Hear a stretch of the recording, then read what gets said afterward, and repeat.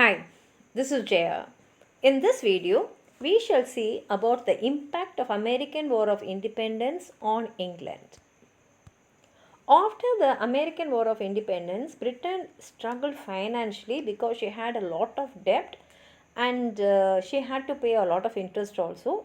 But Britain quickly recovered because it expanded its trade. Ireland, after seeing the American Revolution, they thought to take it as a model and propped Britain to make trade and government reforms in Ireland. Britain lost the American colonies, but at the same time, it started building a second empire and still remained the European power. An American success in the Revolutionary War actually created a new nation. Now, French Revolutionary and Napoleonic Wars tested Britain. Britain had to fight a very long war against Napoleon soon after this war. And the Revolutionary War in America sent the national debt soaring, and in fact, they were paying an interest of nearly 10 million pounds every year, and therefore they raised the taxes. And the trade that Britain had relied on for wealth was severely interrupted, and imports and exports also dropped largely. And following this, there was a recession which caused stocks and land prices to come down so badly. And trade was also affected by naval attacks from British enemies, and thousands of merchant ships were captured. The only industries which flourished were the wartime industries, that is, the industries which supplied for the naval and the textile industry that made uniforms for the soldiers.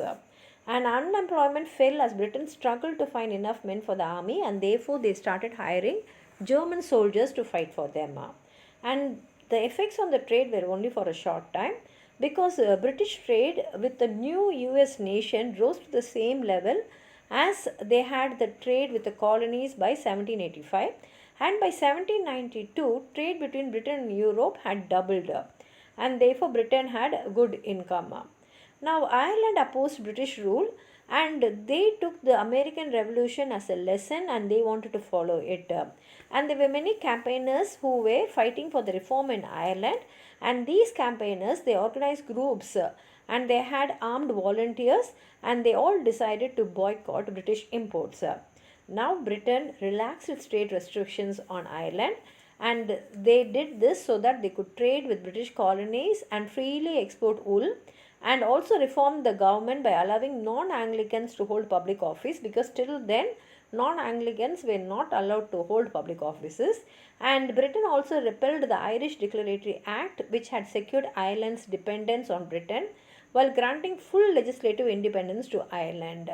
And as a result, Ireland decided to remain as a part of the British Empire. Now, Britain's failure in the American Revolution led to demands for constitutional reforms. People criticized the government for the way it had run the war, and with fears that parliamentary has ceased to represent the views of the people, except for the wealthy people. That is, they thought only the wealthy people had a voice in the parliament, and the government was simply approving everything that the wealthy people needed. So petitions flooded from the association movement, which demanded a pruning of the king's government, the expansion of voting, and a redrawing of the electoral map. Some even demanded universal manhood suffrage. The association movement had huge power around early 1780, but by June 1780, the Gordon riots paralyzed London for almost a week with destruction and also with murder. And while the cause of the riots was religious, land owners and moderators were now fighting to support these association movements, and therefore the association movement declined. And political machinations through the early 1780s also produced a government with little inclination for constitutional reform. Now, Britain had lost 13 colonies in America, but it retained Canada and land in the Caribbean, Africa, and India. And in all these places, it started expanding its regions and building what it called as the Second British Empire, which eventually became the largest dominion in the world history. And Britain also played a key role in the French Revolutionary and Napoleonic Wars despite the loss across the sea. This is the impact that the American War of Independence had on England. If you have anything more to add on to what I've said, please write it in the comment box. Like the video, share it with your friends, and if you have not subscribed my channel, please subscribe and support. Thank you.